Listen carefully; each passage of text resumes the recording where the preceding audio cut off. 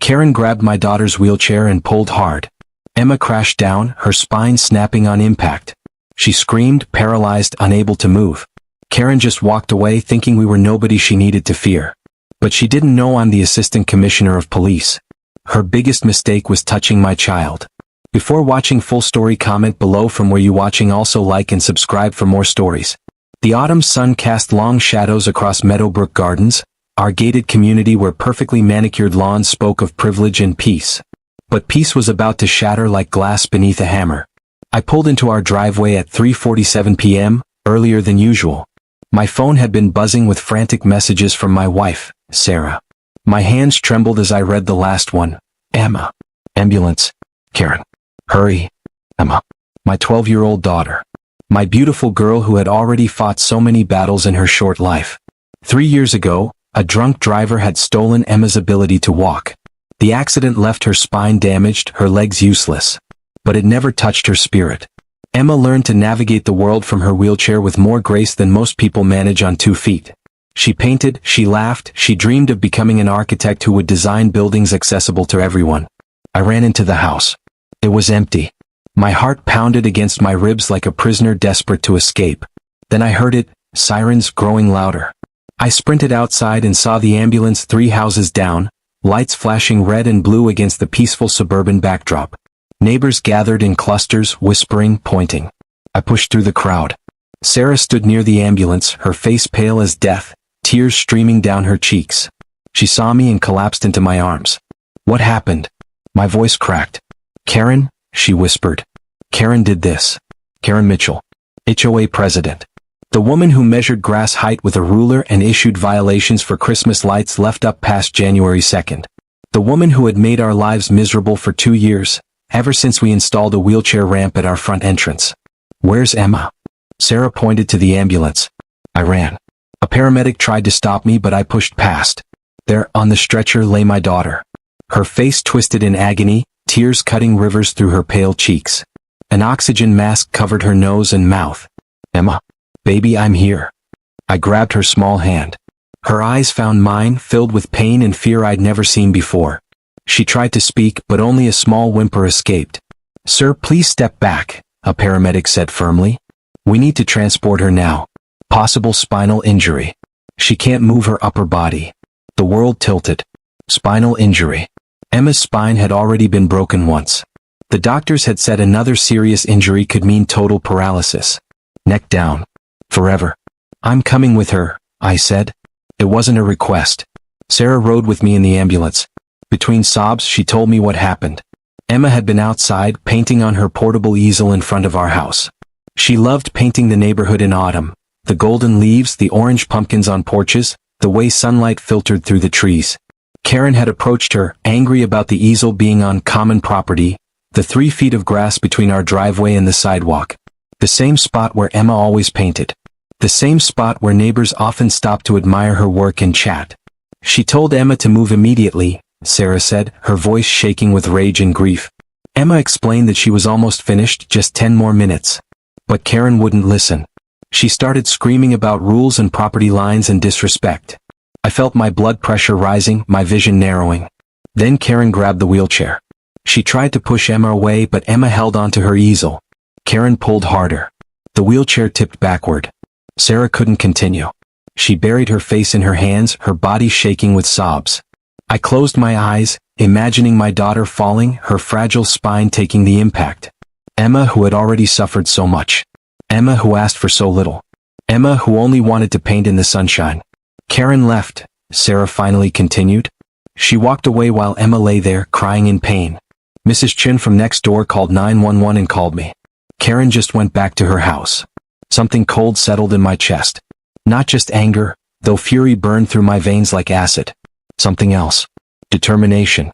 A promise. Karen Mitchell had broken my daughter. Now I would break her world. Hours passed like years. Emma was in surgery. The doctors were trying to stabilize her spine to assess the damage. They spoke in careful, measured tones that terrified me more than shouting would have. The next 24 hours are critical, the surgeon said. We won't know the full extent of the damage until she wakes up. We need to manage your expectations, Mr. Crawford. The injury is severe. Manage expectations. Medical speak for, prepare for the worst. I sat in the waiting room, my head in my hands. Sarah paced, making calls to family. My phone buzzed. Messages from neighbors. Offers of support. Prayers. Casseroles. Then a message from an unknown number. I heard about Emma. I'm so sorry. Karen has gone too far this time. I have something you need to see. Rita Gonzalez, 47 Maple Lane. Rita. She'd lived in Meadowbrook for 15 years. Quiet woman. Kept to herself. I'd spoken to her maybe twice. I called her. Mr. Crawford, she answered immediately. I have security footage. My camera faces the street. It caught everything. Send it to me. There's more, Rita said softly. I've kept quiet for too long. Karen has hurt people before. Different ways, but she's destroyed lives in this neighborhood. I have documentation. Meeting minutes she's buried. Complaints she's ignored. Rules she's broken herself. I couldn't stay silent anymore. Not after what she did to your little girl. Why now? I asked.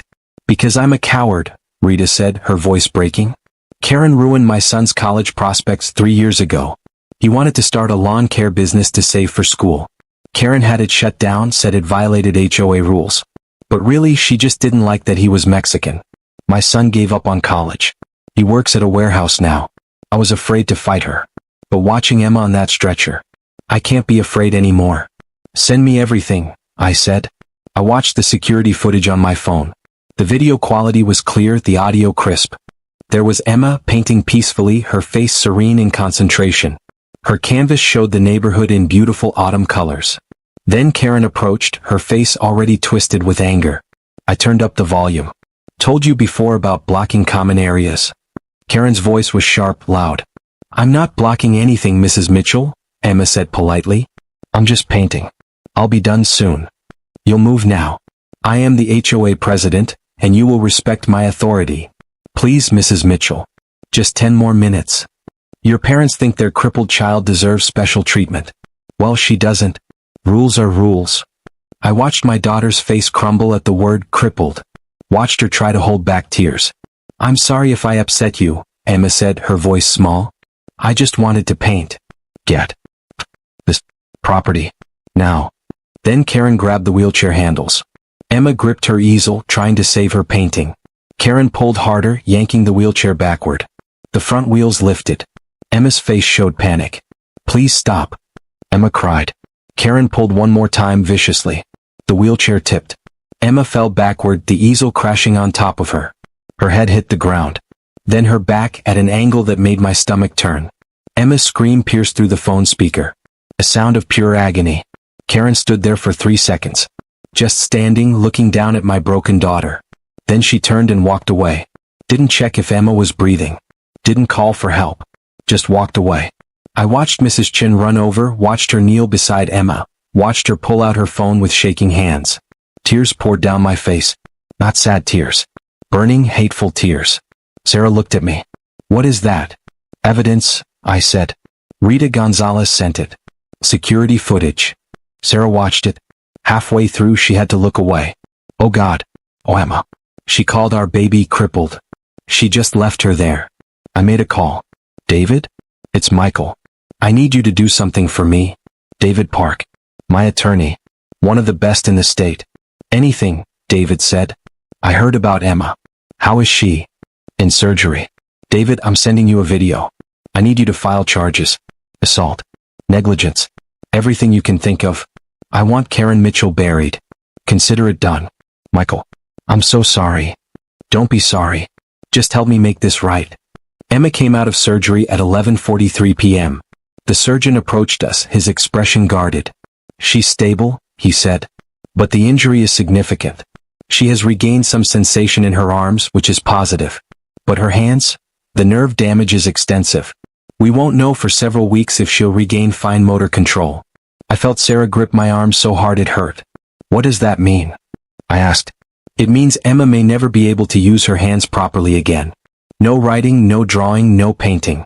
We're hopeful but realistic. No painting. Emma's entire world. Her escape. Her joy. Her future. I felt something break inside me. Not break, crystallize. Harden into diamond-sharp clarity. Can we see her? Emma was awake when we entered. Tubes and wires connected her to machines. A neck brace immobilized her. But her eyes were open, aware. Mom? Dad? Her voice was weak, frightened. We're here, baby. Sarah kissed her forehead gently. I can't feel my fingers, Emma whispered. Dad, I can't feel my fingers. How will I paint? I took her hand carefully, feeling the warmth of it but seeing no movement in response to my touch. We'll figure it out, I promised. Whatever it takes, we'll figure it out. My painting, Emma said, tears rolling toward her ears. My autumn painting. Did it survive? Sarah and I exchanged glances. We'll get you new paints, new canvas? No, Emma interrupted. That painting was special. I was painting it for Mrs. Chen. It's her last autumn in the neighborhood before she moves to be with her daughter. I wanted to give her something to remember. Did it survive? My heart shattered completely. Even in her own pain, Emma thought of others. While Karen Mitchell showed no humanity at all, my 12-year-old daughter embodied everything good in this world. I'll find out, I promised. I stepped into the hallway and called Rita again. The painting Emma was working on. Do you know what happened to it? Mrs. Chen has it, Rita said. It's damaged, torn in one corner. But she saved it. Thank you. I texted David Park. Make the charges formal. File first thing tomorrow morning. I want this public. His response came immediately, already drafted. We file at 9 a.m. I've also contacted the local news. They want to interview you. Set it up. I had spent 20 years working in law enforcement, 15 years as a detective, 3 years as assistant commissioner of police for the entire county. I had power, connections, resources. I had stayed silent about my position in our neighborhood. I never wore my badge at home, never threw my weight around. I believed in being a good neighbor, not a powerful one. That changed the moment Karen Mitchell broke my daughter's spine. The next morning the news broke. Not quietly, David had made sure of that. HOA president charged with assault after disabled child injured, the headlines read. My phone rang constantly. News outlets, fellow officers, city officials. By noon the story had gone viral. The security footage, with Emma's face blurred for privacy, played on every local channel. People were outraged. The comment sections overflowed with fury. Donations poured into a fund David had set up for Emma's medical expenses, over $50,000 in the first 6 hours. I drove home briefly to shower and change. News vans lined our street. Reporters called my name. I ignored them all.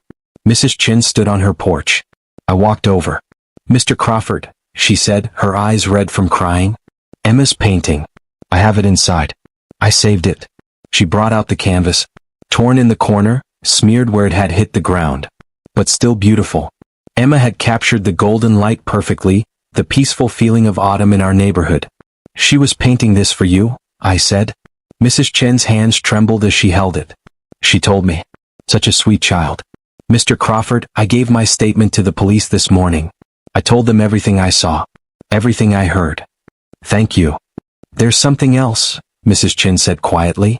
Karen came to my house last night. She wanted me to say I didn't see anything. She threatened to have my property cited for violations. To make my last months here miserable. Mrs. Chin straightened her shoulders. I told her no. I told her what she did was evil. She laughed. She said no one would believe a disabled child over an HOA president. My jaw clenched. She said that. Her exact words, that crippled brat and her family have been a problem since they moved here. This will teach them their place. I pulled out my phone. Would you be willing to say that on record? I already did. I called the detective this morning. Officer Santos. I told her everything. Detective Maria Santos. One of my best investigators. She must have moved fast. My phone rang. Detective Santos. Commissioner, she said. We have a situation. Karen Mitchell just tried to flee. Airline tickets to Canada. We've detained her at the airport. Charge her with attempted flight. Already done. Sir, there's more. We searched her home with a warrant. Financial documents. She's been embezzling from the HOA for years. Nearly $200,000. I smiled for the first time in 24 hours. How long has the district attorney known? I'm on the phone with her office now. They're talking felony assault, embezzlement, fraud, witness intimidation. Karen Mitchell is looking at serious prison time. Good. Keep me updated. I hung up and looked at Mrs. Chen. Thank you for standing up. For Emma. That child has more goodness in one finger than Karen has in her whole body, Mrs. Chin said fiercely. I only wish I'd stood up sooner. By evening, something unexpected happened. The neighborhood rose up. Someone had created a Facebook group, Justice for Emma Crawford. It had 3,000 members in the first day. People shared their own stories of Karen's cruelty. The Martinez family, Karen had their dog taken away, claiming it was aggressive. The dog was a therapy animal for their autistic son. The family spent thousands in legal fees to get him back. The Johnsons, Karen had them cited repeatedly for their daughter's pink bicycle on their own driveway, calling it an eyesore.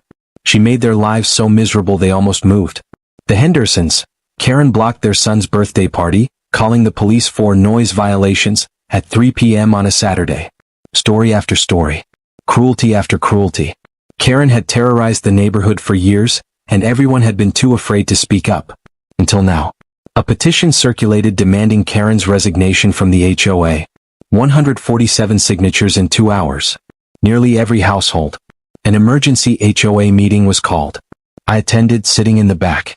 Karen's vice president, Robert Chin, Mrs. Chen's nephew, stood at the podium. In light of recent events and discoveries, I moved for an immediate vote of no confidence in President Karen Mitchell. Seconded, came a chorus of voices. The vote was unanimous. 147-0. Karen Mitchell was removed from power. But I wasn't done. Rita Gonzalez had sent me files. Hundreds of pages of documents. I spent that night reading through them while Sarah sat with Emma at the hospital. Karen had been running the HOA like a dictatorship. She had created rules that didn't exist. She had pocketed money from violations. She had targeted families she deemed undesirable. Minorities, disabled residents, anyone who challenged her authority. But one document caught my attention. An old complaint filed 5 years ago. A family named Peterson. They had a son with cerebral palsy. They had installed a wheelchair ramp just like we had. Karen had the ramp removed, citing architectural violations. When the family fought back, Karen made their lives hell. Violations every week. Fines that mounted. The stress became too much. They sold their house at a loss and moved. I found the Peterson family through social media. Called them.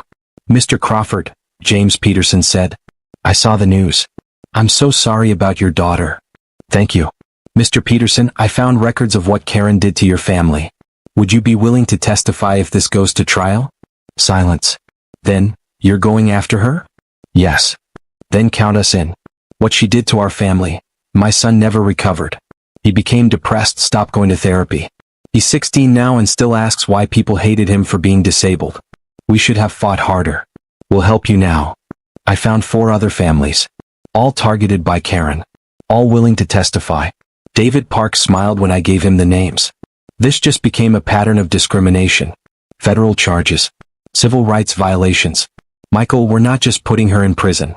We're destroying everything she's built. Good. Emma's doctors worked miracles. Slowly, sensation returned to her hands. Tiny movements in her fingers. It wasn't full recovery, it might never be, but it was hope. Emma cried when she could wiggle her thumb. Sarah and I cried with her. I want to paint again, Emma said. Even if it's messy. Even if it's not good. I need to paint. The occupational therapist brought adapted tools. Special grips for brushes. Emma tried. Her hand shook.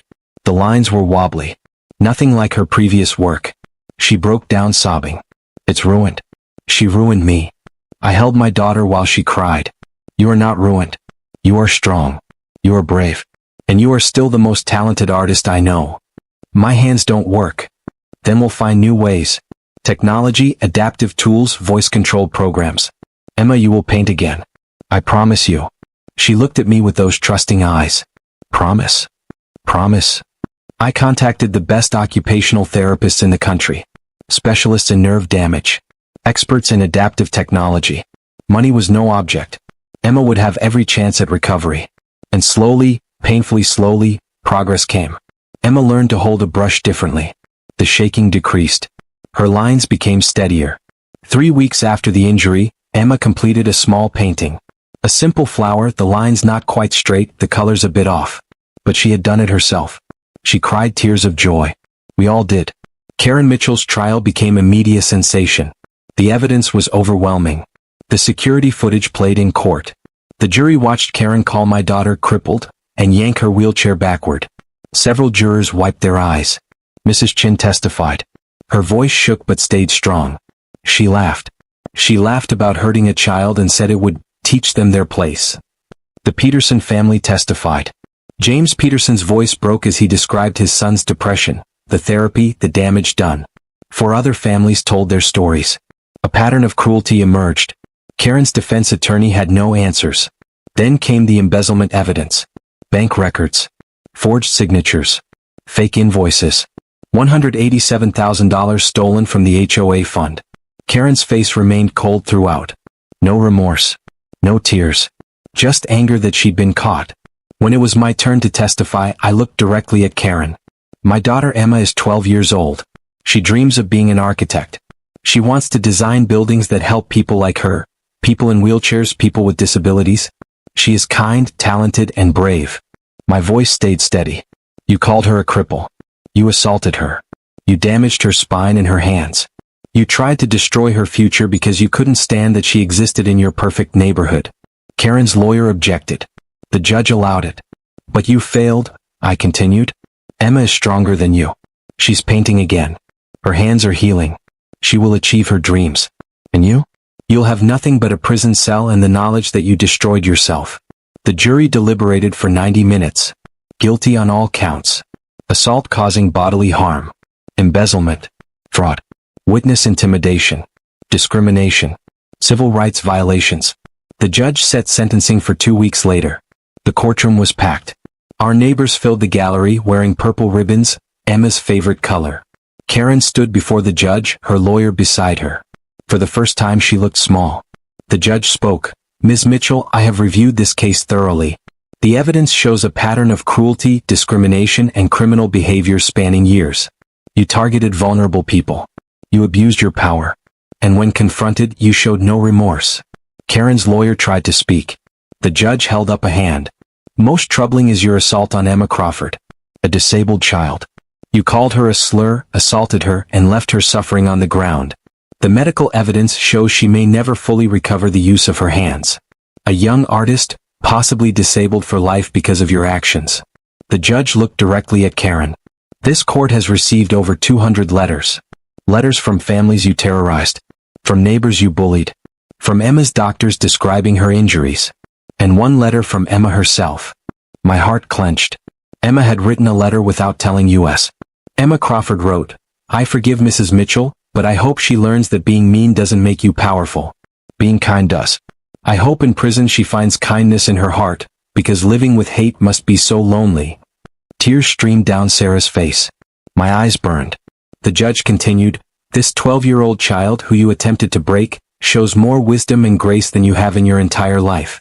On the charge of assault causing bodily harm, 15 years in state prison. On the charges of embezzlement and fraud, 10 years to run consecutively.